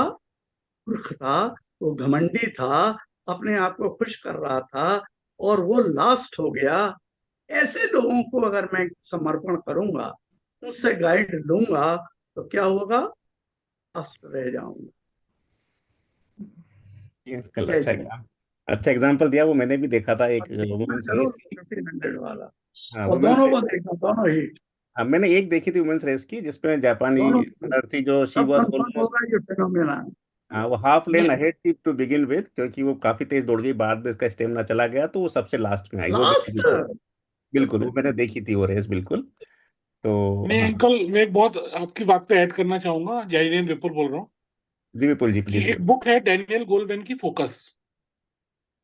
उस पे 2012 ओलंपिक्स जो लंदन में हुए थे, उसमें एक रेस की बात करी है। जो लेडी थी, लॉन्ग रेस थी, वो लास्ट मिनट पे हार गई। तो उसको इंटरव्यू पूछे कि तुम्हें लास्ट मिनट पे हुआ क्या था। उसने कहा, जब तक मैं दौड़ रही थी तब तक कोई दिक्कत नहीं थी। जब मैंने जैसे ही सोचा कि मैं औरों से बेटर दौड़ रही हूँ और मेरा स्टाइल औरों से बेटर है, तो मेरा सब गड़बड़ा गया। तो अंकल ने जो बात कही है, जब हम लोग हमेशा सोचते हैं, मैंने थोड़े दिन पहले एक सेशन अटेंड किया था, वो डिस्कवरी ऑफ मतलब जैनिज्म के ऊपर ही था। उसमें एक जो प्रोफेसर थे, उन्होंने बहुत अच्छी बात बोली। हम गुड से ग्रेट क्यों नहीं हो पाते? क्योंकि बेटर इज द एनिमी। क्योंकि क्या होता है, हमें गुड से अपने आप को बेटर करना होता है, तभी हम बेस्ट बनते हैं। लेकिन अपने आप को बेटर करने की बजाय हम अपने आप को औरों से बेटर समझने लगते हैं और गुड से भी जाते रहते हैं। तो लाइफ में मैंने कई बार देखा है, स्पोर्ट्स में स्पेशली, चाहे इंडिया का वर्ल्ड कप फाइनल और रोहित शर्मा ने गलत शॉट खेल दिए, या 83 के वर्ल्ड कप में रॉजर बिन्नी ने जब जाके कपिल देव से बोला कि क्लाइव लॉयड अब प्राइड में आगे से आउट कर सकते हैं। तो बेसिकली हमें लाइफ में जब अच्छा होने लगता है, हमको ऐसा महसूस होता है हम औरों से बेटर है, और वहीं से सारी दिक्कत शुरू हो जाती है। तो मैं अपनी बात रखना चाहता था। बहुत बहुत अच्छी बात की विपुल जी आपने, सही बात है ये। और कबल मेरा का एक जो। प्रश्न है मेरा एक हाँ प्रश्न जी। है हाँ वाई चलो। के जी से। अ, जैसे आपने कहा कि वक्ता का परीक्षण करना चाहिए, और ये हमेशा सुनते भी आए हैं। आपने जो कहा है वो हर वक्त लागू होता है कि वक्ता का सही तरह से परीक्षण करो और तब उसको उसका अनुयायी बनो या उसकी बात को मानो। लेकिन वक्ता का परीक्षण कह देना और कर लेने में बहुत फर्क है।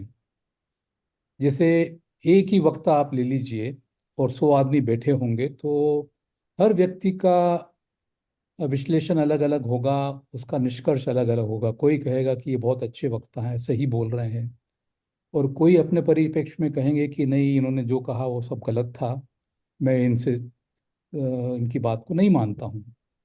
तो अक्सर ये जो एडवाइस है वो तो अच्छी लगती है, मैं भी हमेशा ये एडवाइस देता हूँ, लेकिन उसको जब पालने जाते हैं तो बड़ी दुविधा हो जाती है।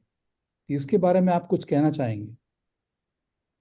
मेरा तो भैया यही कहना है कि मैं अपने परिप्रेक्ष्य में समझ सकता हूँ, लागू कर सकता हूँ क्राइटेरिया, यूनिवर्सल नहीं बना सकता। जैसे लालू प्रसाद थे, वो जब कहते थे कि ईमानदार रहना चाहिए तो लोग हंस देते, लेकिन उनके आसपास के लोग कहते वाह क्या बात कही है, महान है लालू भाई, है ना?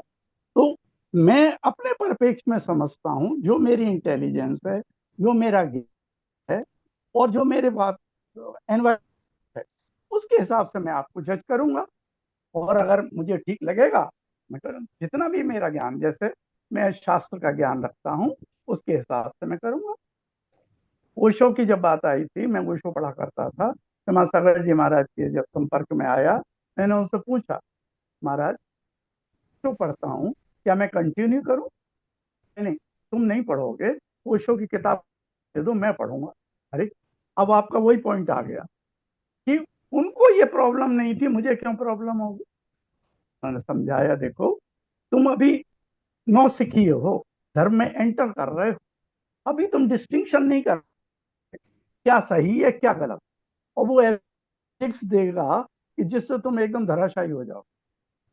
लेकिन मैं चूंकि धर्म जान चुका हूं, समझ चुका हूं काफी हद तक, मुझे मालूम है इसमें स्क्रीन क्या करना है, अच्छी चीज क्या निकालनी है, अच्छी क्या लेनी है, और फालतू चीज मुझे क्या नहीं।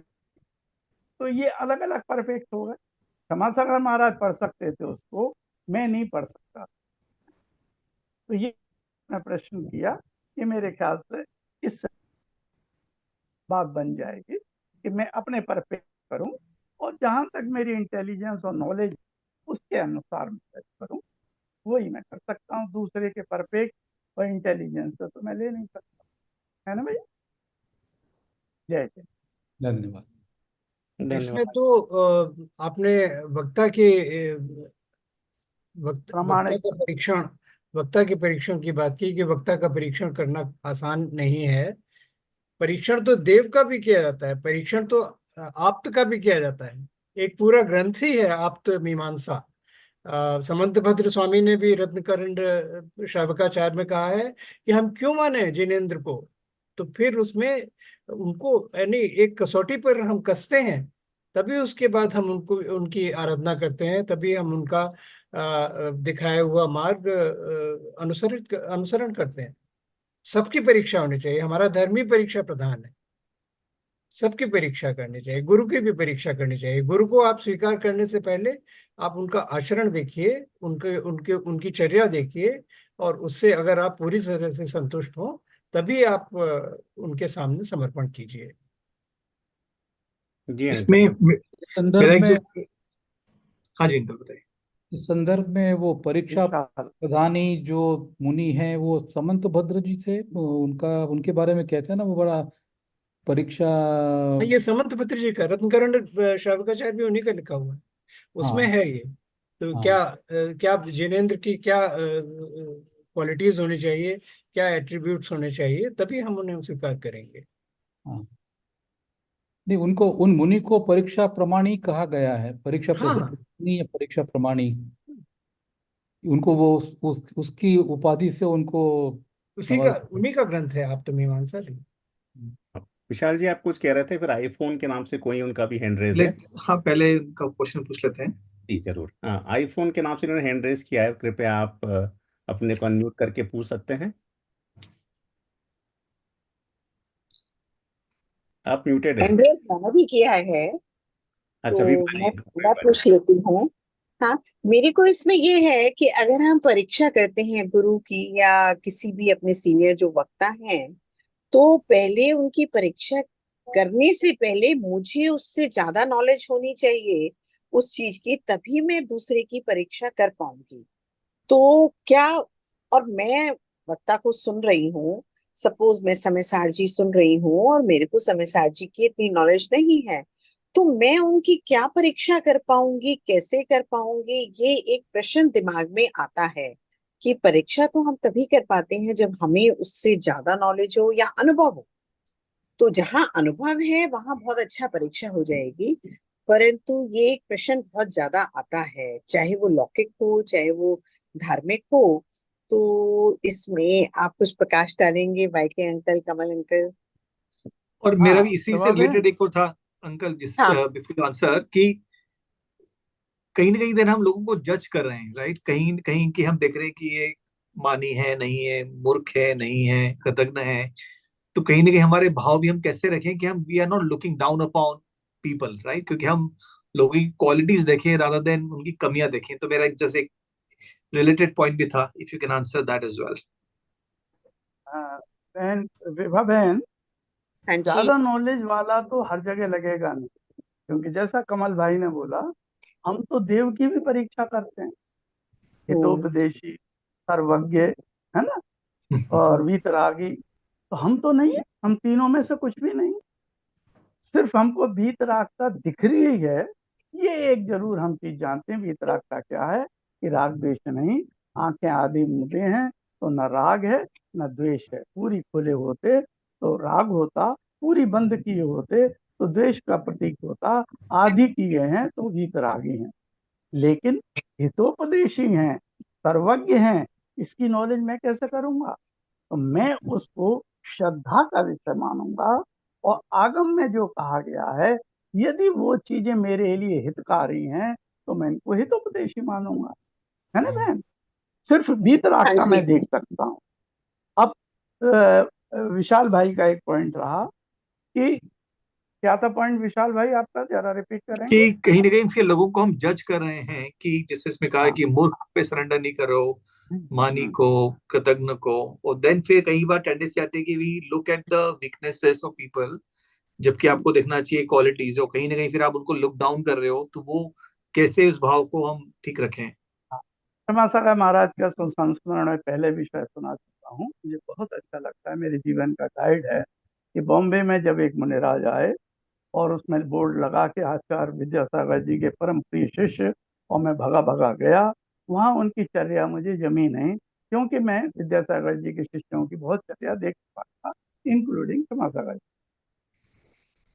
तो मैं धीरे से वहाँ खिसका और आके मैं क्षमा सागर महाराज से कहा कि मुझे चर्या जमी नहीं। बोले हाँ बिल्कुल सही है, वो पहले हमारे संघ में थे, बाद में उनको प्रमोह नहीं, मतलब मुनि नहीं बनाया तो वो संघ छोड़ गए। तो मुझे ये तो समझ में आ गया कि चर्या वो क्यों नहीं है जो अन्य मुनि राजों में है, मेरे गुरु क्षमा सागर जी महाराज। पर मैंने कहा मैं क्या करूं? तो उनका जो जवाब था वो तुम्हारे इस प्रश्न पे जवाब मिलेगा कि आप पीछे हट जाइए, किसी को उनकी आलोचना न करिए, पब्लिसिटी मत करिए। लेकिन जब 6 महीने बाद वो दोबारा कहीं मिल जाए मंदिर में, पूरी श्रद्धा के साथ में आप अर्घ चढ़ाएंगे। और मैंने कहा फिर अगर मुझे फिर वही चीजें दिखाई दी, बोले फिर दिखाई दी, फिर पीछे हो जाए। तो मेरी दृष्टि का जो पर्पस है वो उनकी कमी देखने का नहीं, मैं अपने गुणों को बढ़ाने के लिए उनके गुणों को जब मैं देखने गया और वो जब गुण नहीं मिले तो मैं पीछे हट गया। लेकिन परमानेंट मैं उनसे वो नहीं कि एनिमी नहीं बनाया हूं, मैंने डाउनग्रेड नहीं किया। जब नेक्स्ट टाइम फिर मिले, फिर मैंने उसी श्रद्धा से उन पर चढ़ाया, लेकिन तब तक उन्होंने अपना स्थितिकरण नहीं किया। पर इसमें मेरे भाव खराब नहीं होंगे। यहाँ पर आवश्यक ये है विशाल कि हम ये देख रहे हैं कि हमें समर्पण किसे करना है। हाँ यहाँ बात ये नहीं हो रही है कि हम किसी को जजमेंटल हो रहे हैं किसी के बारे में, हाँ लेकिन जिसको हम सौंप रहे हैं दायित्व, हमारी जैसे कि एक योगेंद्र जी ने जो एक कहानी सुनाई कि अपनी रक्षा के लिए तलवार देकर नौकर को बिठा दिया और उसने मक्खी उड़ाने के चक्कर में उनकी नाक ही काट दी। तो ऐसे आदमी को आपने सौंपा क्यों ये काम, है ना? तो उसका तो इवैल्यूएशन करना चाहिए था। विभा जी की बात थी कि अगर हम किसी को टेस्ट करने जा रहे हैं तो हमें उससे ज्यादा जानकारी होनी चाहिए। ऐसा हमेशा नहीं होता है, बल्कि ये आवश्यक नहीं है, पर आपके अपने कुछ क्राइटेरिया होते हैं जिससे कि आप जज करते हैं, है ना, कि आपकी बात में कंसिस्टेंसी है कि नहीं है, आप अपने आप को कॉन्ट्रडिक्ट तो नहीं कर रहे हैं, आप किस व्यू पॉइंट से कह रहे हैं, आप किस एटीट्यूड के साथ कह रहे हैं, ये सब बातें देख सकते हैं। छोटा बच्चा, बिल्कुल अबोध बच्चा भी इनकंसिस्टेंसीज पकड़ लेता है कि आपने ये बात तब कही थी, अब आप ये बात कह रहे हैं। तो अपने माता पिता के तुलना में उसका ज्ञान बहुत सीमित होता है, लेकिन बिहेवियर में इनकंसिस्टेंसी छोटा बच्चा खट से पकड़ लेता है और उसी समय धारणा बना लेता है कि ये रिलायबल नहीं है। अब you come down in his esteem immediately the moment you से something and do something else. तो जज तो सबको ही कर सकते हैं, और इसीलिए 360 डिग्री असेसमेंट की बात होती है। हर एक कोई हर एक को जज करता रहता है हमेशा, चाहे वो जानता ना हो, उतना नहीं जानता, लेकिन जज करता है, क्योंकि कुछ क्वालिटीज होती हैं कि जिन्हें सब लोग देख सकते हैं, और अगर आप जागरूक हैं, सतर्क हैं, तो आप देख सकेंगे, भले ही आप खुद नहीं कर सकते। जैसे मान लीजिए कि आप ड्राइव नहीं करना जानते हैं, लेकिन ड्राइवर सही ड्राइव कर रहा है कि नहीं कर रहा है ये तो आप देख लेंगे ना, ये तो पता लग जाएगा कि रैश ड्राइविंग हो रही है कि नहीं हो रही है ना? तो you don't have to know yourself, but you know that whether something is being done properly or not. Uncle इसमें तो बस मैं अंकल इसमें कहीं ना कहीं मान तो नहीं आ रहा, अगर मैं दूसरे बिल्कुल की मान नहीं आ गलतियां देख रहा, दूं? मान का कोई प्रश्न ही नहीं है इसमें। प्रश्न ये है कि जब आप किसी को कोई चीज एंट्रस्ट कर रहे हैं तो आपको पूरा अधिकार होता है कि आप असेस करें, and that is not from a position of arrogance or pride. Okay. That is your responsibility. You owe it to yourself and to others. Uncle इसमें मैं एक बात ये कहना चाहूंगा कि जो परीक्षा की बात है, पहली बात तो ये मेरा खुद का मानना है, बात गलत हो सकती है, कि रिलेटिव नहीं होनी चाहिए। किसी की परीक्षा एब्सोल्यूट होनी चाहिए, ये नहीं होना चाहिए कि इससे ऊपर ये उससे वो नीचे है। दूसरा, परीक्षा करने के लिए एक हमारे पास ऑथेंटिक सोर्स से एक स्टैंडर्ड चेकलिस्ट होनी चाहिए कि अगर ये व्यक्ति इस पोजीशन पे है तो इसके क्या क्या मानक होने चाहिए। तो उस बेसिस पे हम ये देख सकते हैं कि उसमें वो पास हो रहा है कि नहीं हो रहा है। तो उसमें ऐसा जरूरी नहीं है कि हमारा कितना ज्ञान है या नहीं है, या हम कितना घमंड करके उसको देख रहे हैं। पर हाँ, ये जरूरी है कि जो चेकलिस्ट हमारे पास है वो ऑथेंटिक होनी चाहिए, और ऑथेंटिक सोर्स के उसे होनी। जैसे बात आई कि हम तो हमारे देवों की, हमारे भगवानों की भी परीक्षा करते हैं, तो उनका जो चेकलिस्ट आई कि हितोपदेशी है, सर्वज्ञ है, वीतरागी है, वो चेकलिस्ट कहाँ से आई? वो ऑथेंटिक सोर्स से आई। तो उसमें क्या क्या रिक्वायरमेंट्स हैं, क्या क्या पॉइंट्स हैं, क्या वो इस पे स्टैंडर्ड पे वो खरे उतरते हैं, तो उस हिसाब से परीक्षा हो जाएगी। तो उसमें जरूरी नहीं कि मेरी कितनी नॉलेज है कि नहीं है, मैं कितना मान कर रहा हूँ। पर हाँ, ये जरूरी है कि हमारी सोर्स ऑफ चेकलिस्ट है वो सही होनी चाहिए, ये मेरा मानना है। नहीं, चेकलिस्ट तो अवेलेबल है बंधु हाँ। नीरज, हमारे लिए शावकाचार शावकों के लिए बनाया, उनके लिए, मुनियों के लिए मूलाचार बनाया, तमाम सारे चेकलिस्ट अवेलेबल हैं। लेकिन हाँ, क्योंकि मुझे अपने बारे में ज्यादा है, तो मेरा फोकस रहता है शावकाचार है, मैं, और फिर उन किसके संगति में रहूं मैं। संगति का एक बहुत अच्छा एग्जाम्पल मैं आपको आज बताऊं। अभी हाल फिलहाल हुआ, मेरी आंख में प्रॉब्लम हुई और एकदम रेड हो गई, डार्क रेड। तो कमल भाई ने कहा 2-3 दिन से आप मेरा जवाब नहीं दे रहे। मैंने फोटो खींच के भेज दिया कमल भाई को कि क्या ये जस्टिफाइड नहीं है, मैं 2-3 दिन आपको जवाब नहीं दिया। बोले पूरी तरह जस्टिफाइड है। शाम को ये घटना घटित हुई। अगले दिन सुबह कमल भाई ने मुझे फोटो भेज दी अपनी आंख का, जो मेरे से 21 थी, तो इसीलिए वो काला चश्मा लगाए हुए हैं। तो संगति का असर तो मोबाइल पे इतना हो रहा है, तो बाकी जगह कितना होगा इसका आप अंदाजा लगा सकते हैं। तो हम सबको अपनी आंखें कल चेक करनी पड़ेगी। नहीं, अभी और ठीक हो मजे गई की है बात यह भैया। है कि हम लोगों का ऑप्थेल्मोलॉजिस्ट भी कॉमन था। तो हाँ, उनको, उनको जब मैंने फोन किया तो बोले ये मोबाइल से कैसे हो गया ये बताओ। एक मेरा जो क्वेश्चन था वाईके अंकल, कमल अंकल आपसे, कि जो उसमें ये भी था कि अ, ये एक जो पहले श्लोक में था कि किसका चिंतन नहीं करना चाहिए, स्त्री का, तो मैंने सारे श्लोक का रेफरेंस लिया था, प्लस उसमें anything you wanted to correct और एडिट?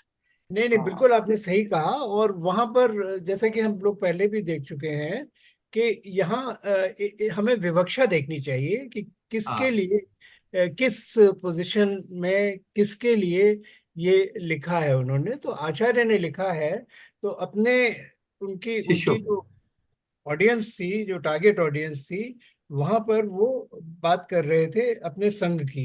तो मुनियों को एड्रेस करते हुए जो कि ब्रह्मचारी हैं, तो उनके लिए ये बात कही गई है। और ये हम देख चुके हैं। और कई सारे मैंने आपको उसके वो भी दिए थे, रेफरेंसेस भी दिए थे आगम के ही, कि जिसमें ये कहा गया है कि यहाँ स्त्री का अर्थ ये है कि यानी जितने भी जो भी हमारे सेंसुअल अट्रैक्शन के हाँ। वो हैं, पात्र हैं, जो सेंटर हैं, उनसे मतलब है। उस हम्म। कॉन्टेक्स्ट में देखना चाहिए कि जो तीनों वेद हैं, 3 वेद होते हम्म। हैं, तो 3 वेदों के हिसाब से पुरुष वेद में स्त्री, स्त्री वेद में पुरुष, और नपुंसक वेद में दोनों। तो उनका उनका उनसे आशय यहाँ पर होता है। हम्म।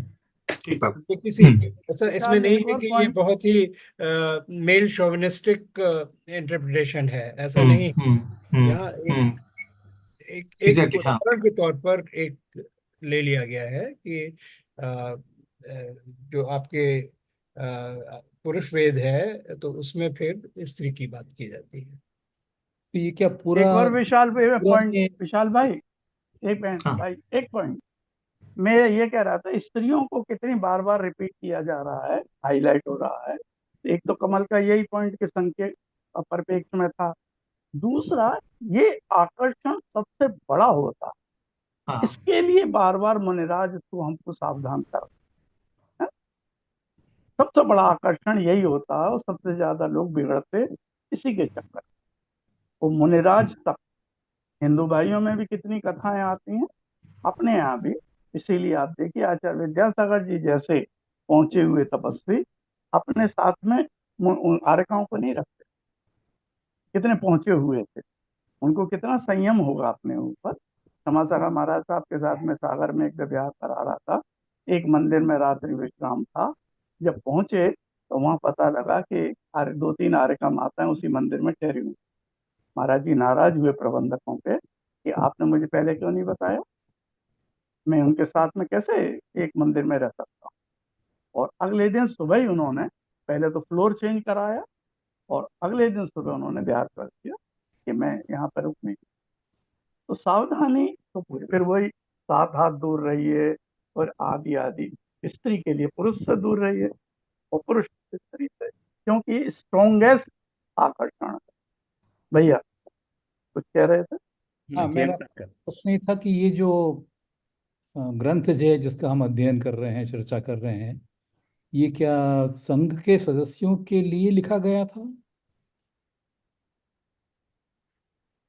नहीं, ये कहना तो नहीं उचित होगा, लेकिन प्राइमरी जो ऑडियंस है वो निश्चित रूप से संघ के सदस्य हैं, उनके लिए है।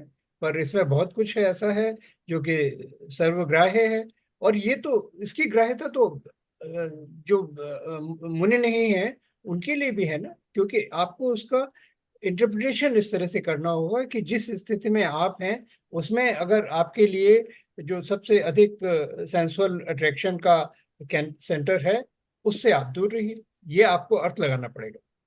यहाँ पर ये अर्थ है इसका इसका इंटरप्रिटेशन इस प्रिज्म से आपको करना है, शाब्दिक अर्थ पर नहीं जाना है। इसका जो हाँ आशय है वो महत्वपूर्ण है। जी अंकल, जो अपने श्रोतागण हैं यहाँ पर, अगर किसी की कोई जिज्ञासा हो या कोई अपना विचार रखना चाहें तो आप अनम्यूट होकर के बोल सकते हैं, कोई प्रॉब्लम नहीं है। आपका स्वागत है। मेरी एक जिज्ञासा है कि जी पहला अंकल। सेशन है जिसमें स्वाति ने रेज हैंड नहीं किया और कुछ बोली नहीं है, कोई खास कारण? शायद वो ट्रेवलिंग में है अभी। अच्छा अच्छा। हाँ, चलिए, वो सुन रही हैं। हम चर्चा नीरज। कर चुके हैं इस बारे हाँ, में। सेशन शुरू होने से पहले चर्चा हुई थी। हाँ। हाँ, शुरू या में तो विशाल आवाज से सुनी डर थी गई। उसकी। शुरू में आवाज सुनी थी उसकी। अभी है, अच्छा। अभी है, शायद हाँ, सुन शुरू रही में था। है। अभी उपस्थित हैं, उनका कनेक्शन तो दिख रहा है मुझे, शायद सुन रही होंगी। हाँ, अगर किसी और का कोई या हो सकता है पहले सब डिस्कशन हो गया हो, सब इट्स ऑल एग्रीड। क्वेरी शांत हो गई है। हम अपना समय हो चुका है वैसे तो, ऑलमोस्ट। पर फिर भी अगर किसी की कोई जिज्ञासा हो या कोई अपना विचार रखना चाहे तो स्वागत है। ठीक है, तो फिर अपन अपनी चर्चा पूरी हुई हो तो आज अपना सेशन अंत करें जिनवाणी स्तुति से। कमल अंकल, वाइके अंकल, आपकी आज्ञा हो तो उसमें। अवश्य जरूर। अवश्य, हाँ, समय पे जिनवाणी होगा। स्तुति प्ले करने बिल्कुल से पंक्चुअली 9:30 पर आप खत्म कर रहे हैं, हाँ, बधाई। बस मैं खत्म करने से जिनवाणी स्तुति प्ले करने से पहले एक बार फिर से विशाल जी आपका बहुत बहुत धन्यवाद। आपने जो दोनों श्लोकों की व्याख्या करी वो बहुत ही अच्छे से करी और बहुत ही कुछ समझ में आया, और ये सोचने पे मजबूर किया कि हम किस तरह से अपना जीवन आगे बढ़ाएं, किस तरह का विचार रखें अपने मन में, हर वक्त क्या सोचें और किस तरह से अच्छे अपने जीवन का उद्धार करें। बहुत बहुत धन्यवाद। कमल अंकल और वाइके अंकल, आप दोनों का हमेशा की तरह से जो भी आपका जो ज्ञान है हमको मिलता है और ज्ञानवर्धन होता है, उसके लिए बहुत बहुत धन्यवाद। और क्या बात अंकल, डॉक्टर विभा आंटी और बाकी जो भी हैं जिन्होंने अपने अपने विचार यहाँ पे रखे, उन सबका भी बहुत बहुत धन्यवाद। और श्रोतागण तो सबसे ज़्यादा धन्यवाद के पात्र हैं, क्योंकि वो होते हैं तो हम सबको एक तरह से प्रोत्साहन मिलता है कि हम इस तरह की सीरीज को चलाते रहें। और कई सारे कमेंट्स भी आ रहे हैं चैट बॉक्स में कि सेशन बहुत अच्छा रहा और बहुत ही अच्छा डिस्कशन रहा। तो सभी का बहुत बहुत इसमें तो धन्यवाद। मैं भी नहीं, इसमें तो मैं भी कहूंगी विशाल भैया ने बहुत अच्छा किया। और the main thing which I really like कि इन्होंने पिछले श्लोकों से इसको कोरिलेट किया। तो हाँ। जो कोरिलेट करके बताया वो बहुत ही अच्छा है। इसका मतलब मैं ये सोच रही थी कि विशाल भैया ने सभी श्लोकों को पहले रीड दोबारा किया, फिर उसके बाद कैसे उसे कोरिलेट किया जा सकता है वो बताया। तो वो एस्पेक्ट तो मुझे आपका बहुत ही ज्यादा पसंद आया। और आपने बिल्कुल लाइव एग्जांपल्स देके हमें बताया कि कैसे आगे बढ़ना चाहिए, कैसे करना चाहिए। इसमें हमेशा कंफ्यूजन रहता है कि किसी को कैसे जज किया जाए और कहाँ पे अपने को समर्पित कर दिया जाए, किस पॉइंट पे समर्पित किया जाए। वो एक पॉइंट बहुत कंफ्यूजन रहता है, तो जिसमें आपने बहुत क्लैरिटी से बताया। और कमल अंकल, वाइके अंकल तो हमेशा ही उसे और क्लैरिफाई कर देते हैं। तो really thanks to you Vishal ji. Thank you. Any thanks to you and Kamal uncle, YK uncle, Kewat uncle, आपके गाइडेंस के लिए। This is a perfect format to learn and then या get input. So absolutely, thank you so much. और doctor ब्रह्मचारी doctor Neeraj भैया जी ने भी अपने विचार रखे और बहुत ही अच्छे से बताया कि हमें किस तरह से 2-3 दिन कम से कम दाता के भाव रखने चाहिए। तो भैया जी आपका भी बहुत बहुत धन्यवाद। और अब मैं जिनवाणी स्तुति प्ले करता हूँ, स्क्रीन शेयर करता हूँ।